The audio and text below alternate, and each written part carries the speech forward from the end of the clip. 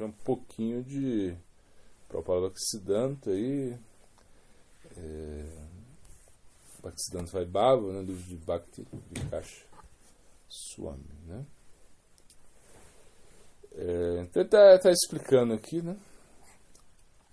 Ele está explicando que na Inglaterra a filosofia é considerada uma fase da metafísica, que é mantida separada da teologia, que nada tem a ver com filosofia. Então essa separação, né, ela aconteceu justamente porque eles queriam, né, desconectar, né, Deus, né, dos assuntos, né, materiais, né? Então isso foi um grande erro, né? Ou seja, você separar a filosofia da teologia. Então, quando, por exemplo, eles pegaram os conceitos, por exemplo, de Sócrates, né, que foram trazidos, né, por Platão, e começavam a fazer uma separação de tudo, né? Então, na realidade, eles fugiram, né, da essência.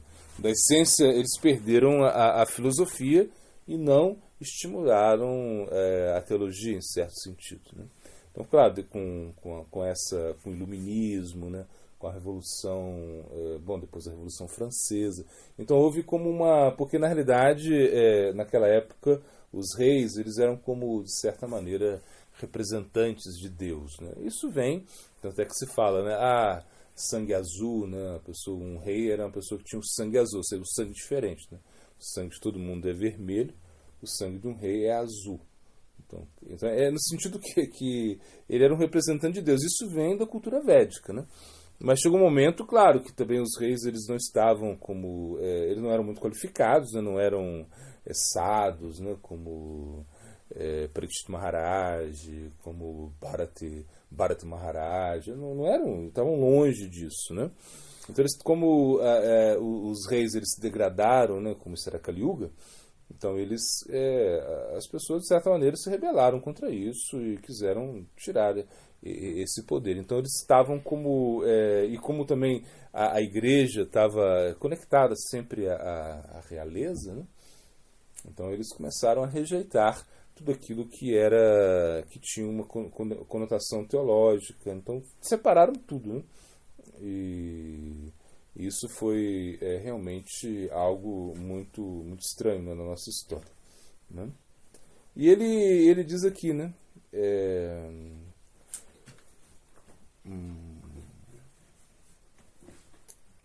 está falando, ironicamente, embora os cristãos ocidentais no exterior tendessem a apresentar bruscamente sua crença com um triunfalismo que em suas mentes impediu diálogo ou consideração de outras crenças, né?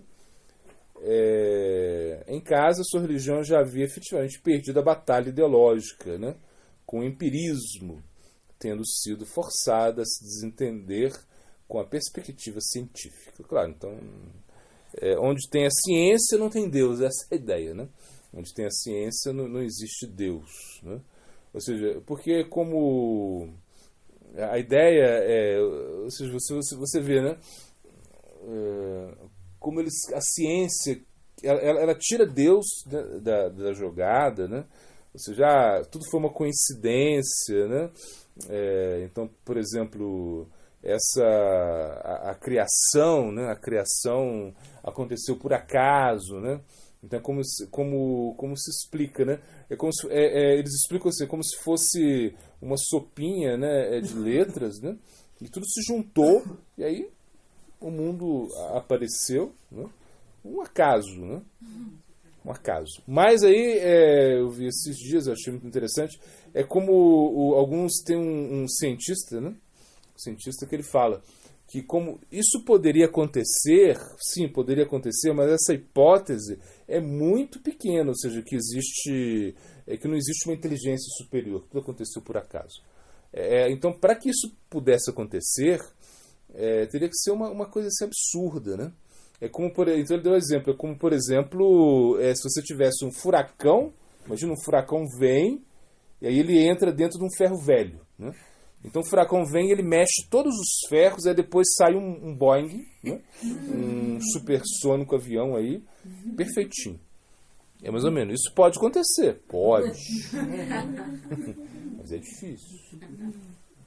Mas é mais ou menos isso, ou seja, que essa probabilidade é muito pequena, né? Que realmente tudo tenha sido uma coincidência. Então, por isso eles tentaram separar, né? Então, a ciência,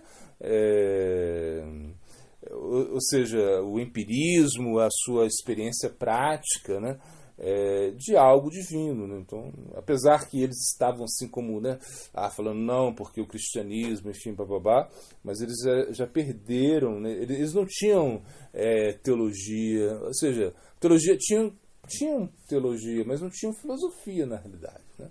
Imagina, não tinham, quando você pega a Bíblia, por exemplo, ela nem fala da alma, né? Ou seja, a alma, esse conceito de Atma, ele foi incutido, né, por Santo Agostinho, né, praticamente ele que traz isso, né, aí de Sócrates, da Grécia, e Sócrates, né, a gente sabe, né, ou seja, Platão, e os gregos eles beberam lá nos Vedas, ou seja, eles tiveram esse contato com a Índia. Então tudo na realidade vem da Índia, vem dos Vedas, né.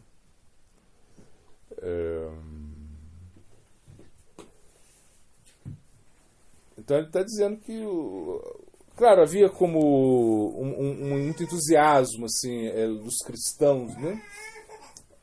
Eles estavam ansiosos assim para que a religião cristã pudesse, né, se espalhar, né, para que, ou seja, esse colonialismo, né? Ou seja, mas isso realmente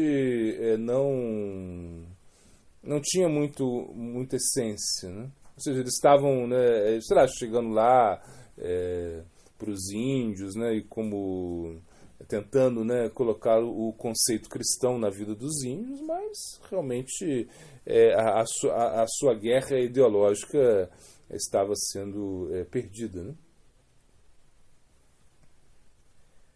Mas com certeza, né, o cristianismo ele teve uma influência muito grande no mundo, né, isso sim. E Bhaktisiddhanta Prabhupada ele foi obrigado a enfrentar isso, né? Ou seja, ele realmente tinha essa guerra, a guerra no sentido de que ele tinha que estabelecer o conceito do Gaudiya Vaishnavismo, né, sobre acima desses aspectos ocidentais, né? Como se diz, né, Prabhupada Bhaktisiddhanta ele declarou guerra à Maya, né, em todos os sentidos. Era uma guerra para ele, né? E ele não queria deixar nada no mesmo local. Ele queria realmente modificar tudo. Essa era a ideia de Prabhupada Bhaktisiddhanta, né? Estabelecer o Gaudiya Vaishnavismo, né, de uma maneira muito forte, potente no Ocidente, né? Essa é a sua ideia.